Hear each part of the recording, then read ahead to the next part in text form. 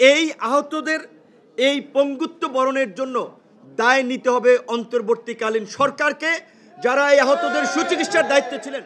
29শে August যে বর্বরোচিত হামলার শিকার হয়েছিলাম, আমার নাকে ফ্র্যাকচার হয়েছে। ফ্র্যাকচার মানে হাড় হচ্ছে এটা একটু ভিন্ন পজিশনে জোড়া লেগেছে, যার কারণে আমার নাকের কিন্তু ডান দিকে একটু বাঁকা আছে এবং একটু ঠান্ডা, কাশি, সর্দির একটু প্রবলেম হচ্ছে।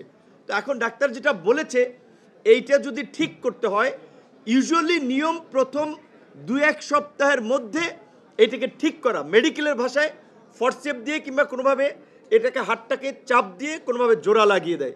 আর যদি ওই 2-1 সপ্তাহের মধ্যে না করা হয়, তাহলে এটা 4 থেকে 6 মাস পরে অপারেশন করতে হয় বা সার্জারি করতে হয়। তো ঢাকা মেডিকেলের ডাক্তারদের প্রতি অবশ্যই আমাদের কৃতজ্ঞতা। ওই ক্রিটিক্যাল সময়ে তারা যে চিকিৎসাটা দিয়েছেন সেটা মানসম্মত চিকিৎসাই ছিলেন, কিন্তু ওই সময় আমার শারীরিক কন্ডিশন বিবেচনায় নাকের অপারেশনের চেয়ে ব্রেনকে স্টেবল করা কিংবা সুস্থ করাটা জরুরি ছিল। ওই কারণে ওনারা নাকের চেয়ে অন্য সাইডকে গুরুত্ব দিয়েছেন। কিন্তু এই কথাটি বলছি এই কারণে যে এই জুলাই শহীদ তো মারা গিয়েছেন, তারা যারা বেঁচে ছিলেন আহত, অনেক ছেলে মেয়ে বাকি চোখ হারিয়েছেন কিংবা পঙ্গুত্ব বরণ করেছেন শুধুমাত্র অবহেলার কারণে।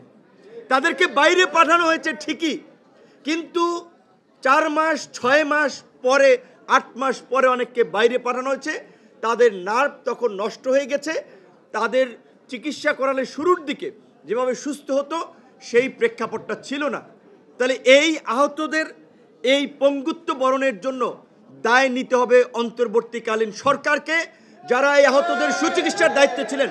আমাদের পরিষ্কার কথা যে এই সরকার ক্ষমতা গ্রহণের পরে প্রধানত 2টি দায়িত্ব তাদের নেওয়ার কথা ছিল, যেগুলো আমরা শুরু থেকে বলেছিলাম।